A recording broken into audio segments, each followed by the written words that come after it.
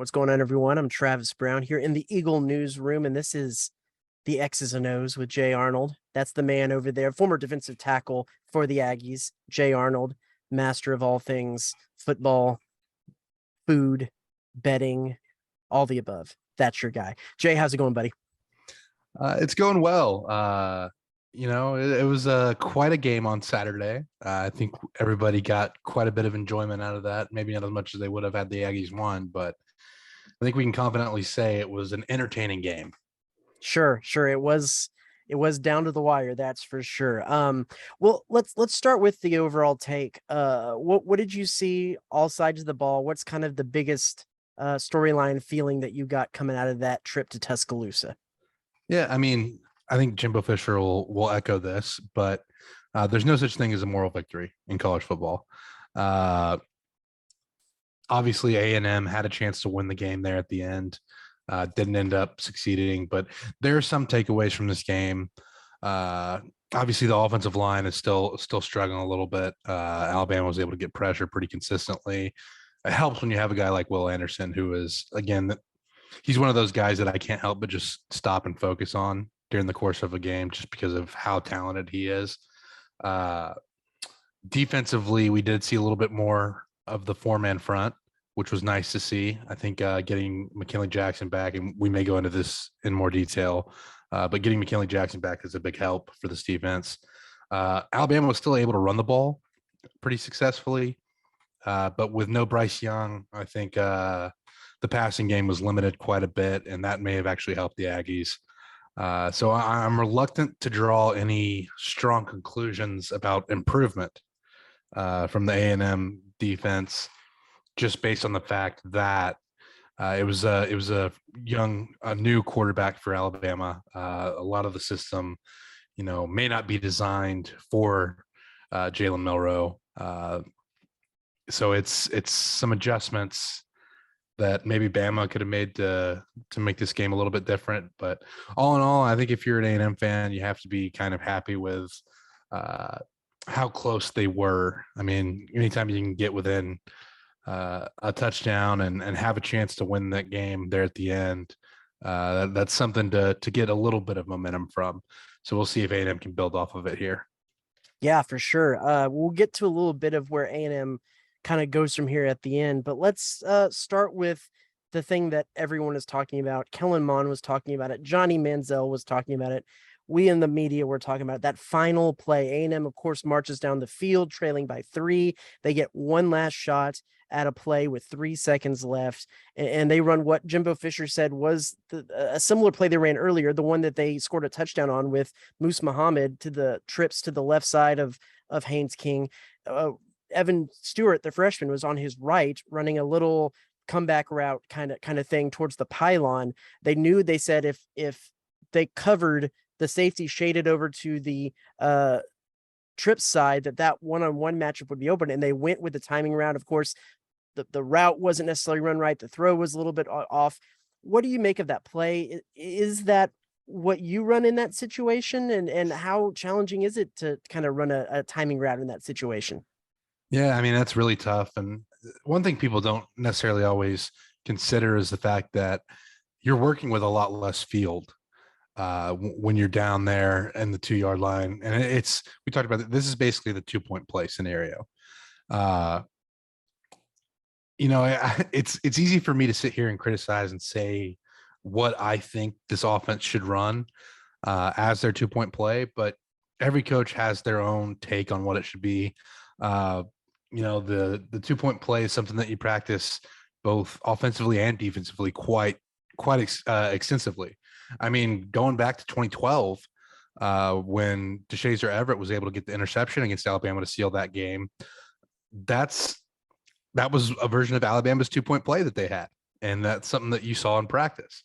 For this, Jimbo Fisher likes that timing route down there at the end in the end zone. So, the matchup was there. I think if the timing is right on that play, Evan Stewart definitely has a chance to catch that ball. Haynes King maybe held it a little bit longer, or the route wasn't run correctly. I don't know exactly, but the opportunity was still there. The play could have been made if that ball is on time and accurate. And that's not taking anything away from the Alabama defense, who did a fantastic job of, and I think Nick Saban went into great detail breaking it down of what they were trying to do defensively. But it was a chance there at the end. A&M, if they execute, wins that game. Sure. I know a lot of people out there say, well, Devonta Chain is your best offensive weapon out there. At some point, utilize him some way in that play other than blocking. Do you fall into that camp? I know you're a trenches guy. Would you rather see A&M line up and try to muscle it in the end zone, or maybe less of if it's the right call or wrong call, but maybe what you do in that situation? Yeah, and the thing is, A&M wasn't able to get much going in the running game all night either. I mean, they're averaging 2.8 yards a carry. Devonta Chain only had 62 yards and 3.9, which isn't terrible, but it's cutting it close. He's also not the big bruiser back. He's gotten, I think, better this year at running between the tackles, but in a situation like that, I still don't know if you line up I formation, go for it. What I personally would like to see in that scenario, especially with Haynes King, who's a guy who theoretically is a threat to run the ball as well, is some kind of RPO. Is personally what I would prefer.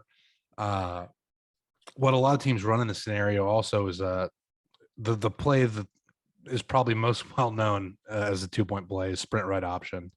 The 49ers back in the day ran it, the catch. It's still something that a lot of those concepts are used in 2-point plays to this day. And that's is that just like the little bit of the bootleg out and kind of levels running yes. across the end zone? Yeah. Yep. And Nick Saban talked about it in his post game or whenever he was breaking down that 2-point play. They have Will Anderson on that side because they didn't want Haynes King trying to get to the edge. Because then if you get a guy like Haynes King on the edge, the defender then has to make a choice, right? If he's going to step up to play the quarterback or if he's going to stay in coverage. And when you put that dilemma on defenders, that's when you create an opportunity to score there. And because there's a whole bunch of things in this play to look at, but because Will Anderson has Haynes King box, he's not getting out into that out of containment to where he can force that defender to make a decision one way or the other. And again, this play wasn't designed as a sprint out either. So that option wouldn't have been there regardless. But were it something that A&M decided to call, Nick Saban had that pretty well boxed. Sure. And it's kind of the same dilemma on a larger scale of what A&M's defense was facing with Jalen Milrow when he was bootlegging out to the right. There was several times where the corner, the linebacker who was covering the flat or the out was having to make that choice to step up and try to defend the run or stay on their man. And he found some yards both passing and running on that as well. Absolutely. And it's a pick your poison scenario. And I just think that, and Haynes King was a little bit banged up as well, which may have limited the play call there from Jimbo if he wanted to keep Haynes in the pocket. But having options on offense is never a bad thing. I'll just put it that way. It looked like Alabama pretty much had the left side of the offense boxed up as far as the way their coverage was set, and Haynes King was pretty locked in on Evan Stewart. So when you only have one option there, that just kind of limits your chances of success. Let's switch sides and go to the defense for a little bit here. You're the former defensive lineman, so you have your expertise there. Everyone clamoring for the 4-man front. DJ Dirkman went back to it for most of the game, and a lot of people clamoring for a little bit more pressure. Even Jimbo Fisher saying last week they could have put more pressure on the quarterback against Mississippi State, and they didn't. And they were able to dial up pressure against Jalen Milrow's, whether it be schematically or just with the 4-man rush. What did you see from A&M's defensive front and the scheme there defensively in this ballgame, maybe especially compared to last week's loss at Mississippi State? Yeah, there's a lot more pressure brought. Like you said, the 4-man front was more prevalent. Alabama was still successful running the ball, and I think they had to have a run heavy game plan, knowing what they were missing, and Bryce Foster being out with injury. Bryce Young. Or Bryce Young, sorry. Bryce My Foster bad. was missing for parts, but yeah. Yeah. So with Bryce Young being out, Milrow is an incredibly talented quarterback, but he is younger. He doesn't have the experience that Bryce Young has on there. And Jahmyr Gibbs is an incredibly talented running back. I was worried about him as soon as he announced he was transferring from Georgia Tech. I think that's kind of unfair. But not getting into that, I think we may have taken for granted how important McKinley Jackson was to this defensive front. And maybe some of the injuries that they've had at defensive tackle have been a big part of why DJ Durkin hasn't gone to the four-man front quite as much. There's a lot of talent at defensive tackle, but there's a lot of youth as well there. And you see guys Walter Nolan had quite a bit of playing time as well. And he is an incredible talent. But there's still some things that you're just not adjusted to yet as a true freshman coming in. So it was, I think, good for A&M to get that four-man front out there.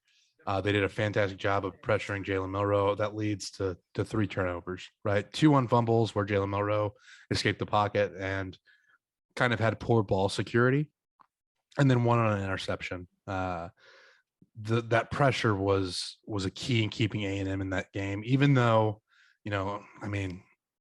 A&M allows almost 300 yards rushing. That's obviously not something that you want to see. They did limit the Bama passing attack to 111 yards. It's a big reason why they were still in this game. As far as going forward, I if everyone is healthy, I'd like to stick with that four-man front. We'll see. We get the bye week, so that's usually a boon in getting people back healthy. And then the first opponent off the bye week is South Carolina, I believe. Yeah. So we'll see. I mean, that could be another situation where they go back to more of the 3-man front. But my personal preference would be to stick with the 4-man front, especially if McKinley Jackson is healthy and, you still have that valuable experience there along the defensive line and the interior. Sure. Let me throw 2 scenarios at you that I know people were talking about a little bit. We can get the player's perspective. The first was when they were forced what should have been a punt from Alabama, and they get flagged for too many men on the field. Jimbo Fisher said after the game it was a situation where a guy was injured and there wasn't communication on the backup and the injured guy of who was going to come in that play.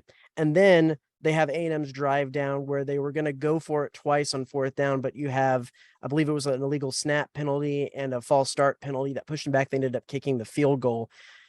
In both those situations, as a guy who's in the trenches, I know that's the offensive side of the ball, but on both the situations, what happens to create some of those situations, and what do they do moving forward to help not let that be a thing moving on? Right. So the first thing you have to look at is it's a road game. In that environment, it is going to be extremely hard to hear. Offensively, that's what creates a lot of problems with the false start and the bad snaps.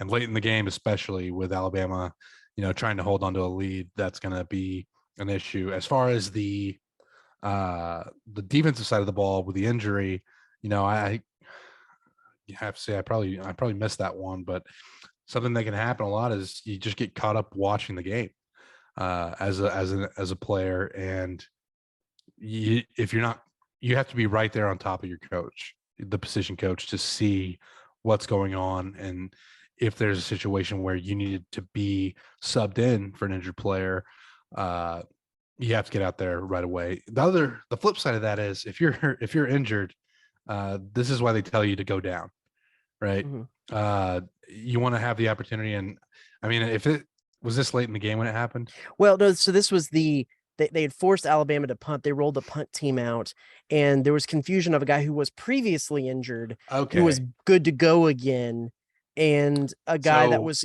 gonna be. So I'm a little bit more on the communication between that usually happens between a guy who was hurt but is going to come back into the game in a special team situation, and a guy who had been filling in for him to know I'm not going out there again. Yeah, so that has to be just kind of addressed with the player almost immediately. Mhm. If you have a guy who goes down in special teams, and that's why special teams is an important phase of the game, right? Uh, if you have a guy who goes down in special teams, the depth chart ahead of time. If you're going to go in to replace someone. If it's a scenario where the guy gets hurt, you'll be told ahead of time, hey, this guy's down, you're in. But if, like you said, it's a situation where he's able to go back out there, that has to be communicated as well. And this is where I think having a more dedicated special teams coordinator. I don't know. Does A&M still not have that title officially Not bestowed on not anyone? officially as a coaching title, yeah. And like, I think Jimbo likes to have it where all the coaches kind of coordinate on special teams, but this is a scenario where I think having a designated special teams coordinator who keeps up with this type of issue and communicates to the guys ahead of time, anytime there's like an injury, uh, that's, I think, a place where you're missing that piece, right? You Mhm. have somebody whose job it is to make sure that the special teams are organized. There's a little bit more accountability in my mind. Sure, sure. So, moving forward here, if you go back to last year, A&M beats Alabama at home. A lot of people think, okay, well, they finally have made it. They've finally taken that step forward. So the rest of the season is going to be step forward after step forward after step forward. And ultimately, it wasn't, because what I think most people saw is A&M hit their ceiling in that game. That was everyone probably playing at their best, and a perfect storm of everyone playing, hitting their ceiling. So as you look at this game for A&M, it was a loss, but they pushed the number one team to the limit, uh, forcing turnovers or down to one play, whatever you want to say about it.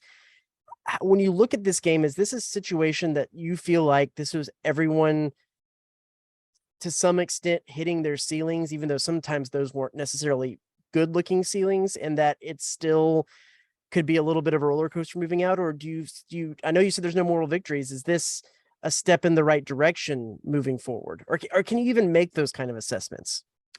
Honestly, it's tough in this scenario just because of the amount of injuries that A&M has been dealing with.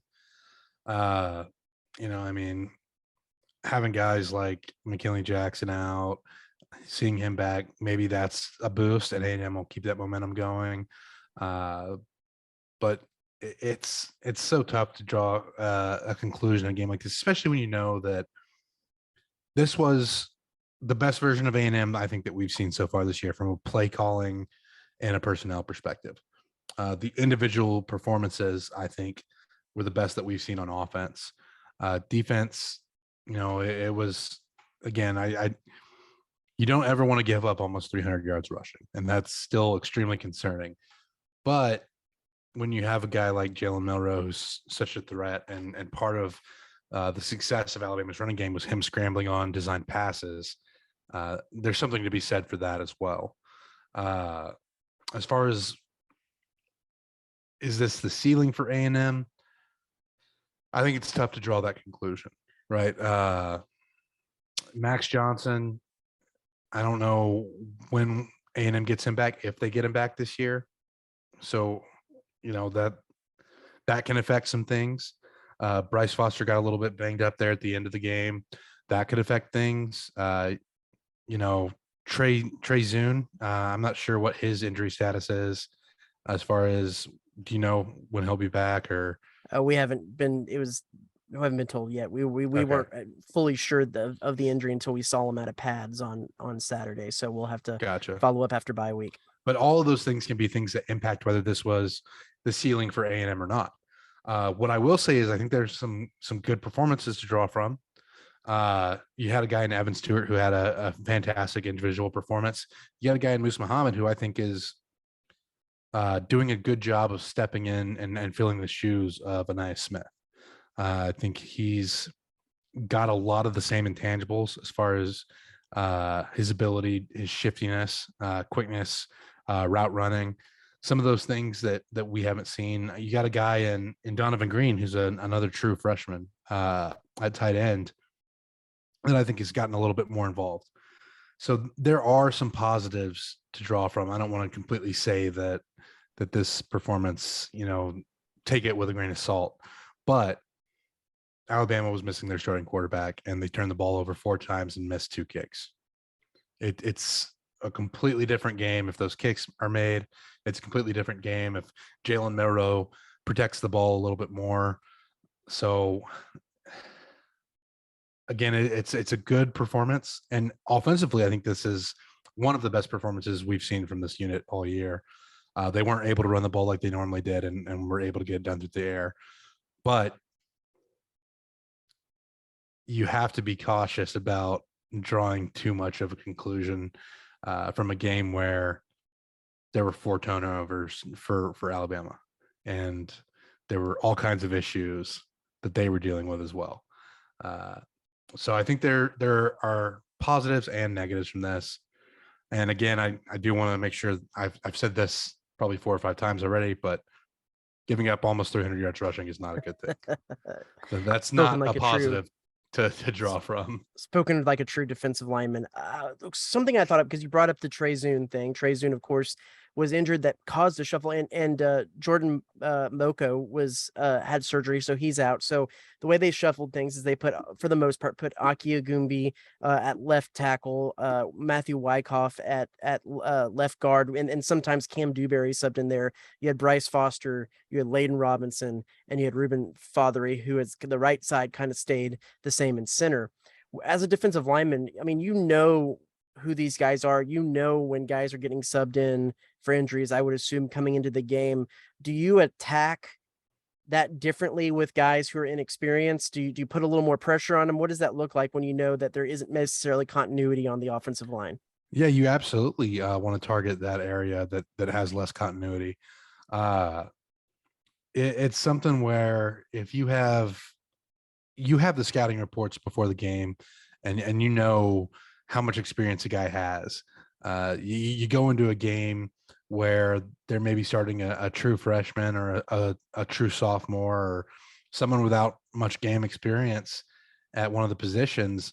You may focus your pressure there. You may either by putting your best rusher against them if it's a matchup, or by sending blitzes. So either way, that can be something that you target. And I mean, I think that's something Alabama does well too, just with the versatility that they have along the defensive line there, with guys like the previously mentioned Will Anderson that are so good at rushing the passer. It's something that they can absolutely hone in on and create havoc by targeting those less experienced components of the offensive line. So A&M, no opponent this weekend because it is their open week. I think next week we'll get into a little bit of open week talk, what that looks like for a player and how much of a hellscape that is for a team a week not having to go look forward to a game. I'll throw a little bit of curveball on you because we didn't do this in our little pre-planning meeting, but since we are kind of in the mid-season, let's throw some grades out there. You know, Robert Cessna, my boss over here, he grades every game. Let's do some mid-season grades. Let's start with the offense. How would you kind of grade the offense so far? And you can maybe you can go in number, you can go in letter, you can go on smiley face, whatever kind of grade you want to provide here, but something that people can understand what you think the offense has done this year. All right. So we'll stick to this. These were my favorite classes in college, were the pass fail classes. Okay. So they were the best grading system I always found was pass fail. So offensively, I think you have to give the unit as a whole a fail on the year, just because I think there was a lot of hope about this offense going into the season. You had the guy who was supposed to be the starting quarterback was actually healthy. You had an offensive line that was replacing, a big loss in Kenyon Green, but there was a lot of hype, I think, along this offensive line too, just with the returning pieces on the right side and at center. And then you look at, the wide receiver core, which is maybe a little less experienced than you'd like, but a lot of talent, and I think a lot of people expected big things out of the receiving group. And the offense just hasn't been productive. There's no way to kind of skirt around that. There have been spurts where the offense does well, but it's been a real struggle for sustained drives and big plays, and it's frustrating to watch. And I think that's why you have to fail the offense. If I did say there's one saving grace for this offense, it's Devonta Chain, who has been a headache for opposing defensive coordinators all year. So maybe Devonta Chain gets a pass on this one, but the offense as a whole gets a fail. Sure. Let's go defense. So I would give this a pass on the pass fail grade, just because of A&M's defense has kept them in games all year when the offense has struggled. Obviously, there's been issues of their own on defense. The Mississippi State game, I think, is the biggest evidence of that. But, overall, I think the defense has been a real factor in keeping A&M from having a worse record than they do. I mean, they were the key reason for that victory over Arkansas. Momentum completely changed after a defensive touchdown. You go back to Miami, and they were able to just completely stall the Miami offense anytime Miami got close to scoring. So overall, I give the defense a passing grade. So we'll end today with special teams. And then next week, after we get a little bye week talk, we'll do coaching overall and give an offensive and defensive MVP. Sound good? Sounds good. So special teams, give them a grade. All right. So special teams, this may be even more difficult than the defense was. I'm going to have to give the special teams a fail as well. And the reason is just because I think some of the big missed field goals, blocked field goals have been an issue. Obviously, you had a blocked field goal return for a touchdown against Mississippi State. The reason I kind of wanted to give him a passing grade is because of Devonta Chain's kick return against Appalachian State and the fact that he's such a threat. But you look at just some of the issues that this special teams unit has had. I mean, we just talked about it in the Alabama game where there was a player who was injured and the communication wasn't up to snuff on that. I think overall the special teams grade is a fail as well. And I am pulling up the stats right now, but you do have to also consider, and I'll play a little devil's advocate here, the job that Nick Constantino has done in the punting game. Was a SEC Special Teams Player of the Week a couple weeks ago. In what he's been able to do, pin teams back. Still fail. I think I still have to give it a fail, but maybe Gotcha. like Devonta Chain, Nick Constantino gets the pass. There you go. There you go. I was trying to see if I could quickly pull up the punting numbers from Nick Constantino, because this of course makes for great radio while I'm frantically scrolling through numbers here. Should probably be on the last page of the thing. Well, Jay, while I'm looking this up, give us a good open wink meal recommendation. All right. So for Open Week edition, because I am flying out of Houston to go see West Virginia and Baylor play in Morgantown this Thursday, I am going to go with pepperoni rolls, the state dish of West Virginia. I have never had one before myself, so I'm really looking forward to trying that. Maybe wash it down with some moonshine being up in West Virginia. And then I'll probably get a sandwich from Permanente Bro since I'm flying into Pittsburgh, and then driving down from there. But pepperoni rolls are the bye-week dish of the week. I love a good pepperoni roll. That is fantastic. Are you like, let's localize this, Double Daves or Gumby's? So I can honestly say that most of the times that I've had Gumby's were after 2 a.m. And I'll let you draw your own conclusions on that. But late night studying. Yeah, a lot of late night studying. That's right. Double Dave's was probably the more coherent option. I'll put that. But You're not blurry eyed from so many hours staring at the computer. Exactly. Yeah, exactly. Or writing notes. Yeah. But I do like the Gumby's garlic butter sauce though. It's pretty Okay. good. Okay. I think I'm gonna go with Double Dave's with the caveat that I like the sauce offerings from Gumby's better. There you go. All right, we'll close it out with this. We'll do a little trivia here. As far as net yards per punt and average yards per punt, we'll start with net yard per punt. Where do you think Texas A&M lies in the 14-team SEC? I would say about third or fourth. Fourth, 41.8 average yards, net yards per punt. Average yards per punt, where's A&M? We'll go second on that. Fifth, right at Okay. yeah, fifth. The net was 41.67. The average was 41.8. Number of punts, where would you rank the Aggies? I'll say sixth. Fifth, 15, either side Missouri and Kentucky. And yards punted. Yards punted. All right.